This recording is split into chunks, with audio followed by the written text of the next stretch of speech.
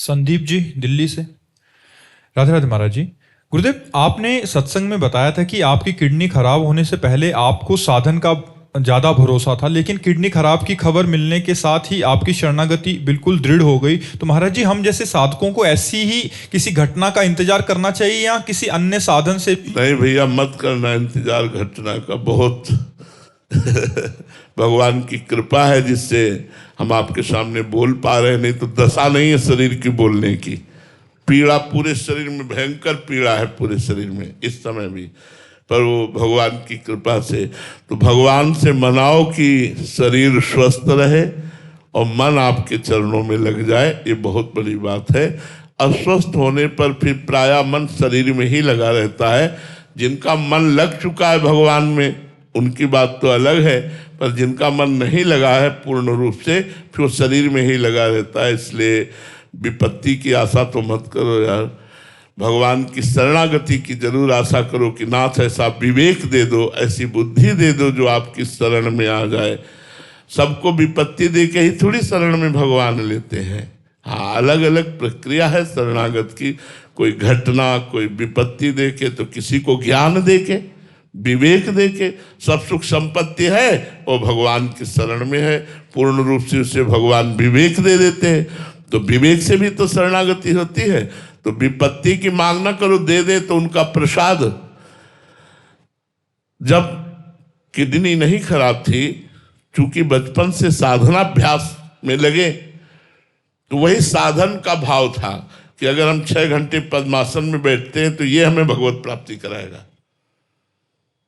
कृपा का भरोसा नहीं था, कृपा शब्द से हमारा परिचय नहीं था।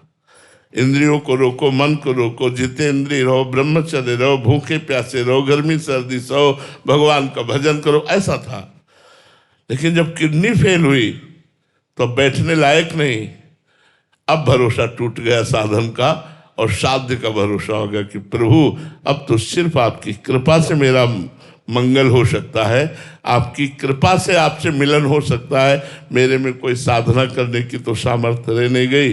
नाथ, मैं आपकी शरण में हूँ। हृदय से शरणागति का प्रादुर्भाव हो गया। तो कभी कभी किसी घटना से शरणागति हो जाती, कभी कभी विवेक से शरणागति होती। इसलिए घटना मांगो मत, उनको देना हो तो दे देंगे, वो सामर्थ्य भी देंगे सहने की।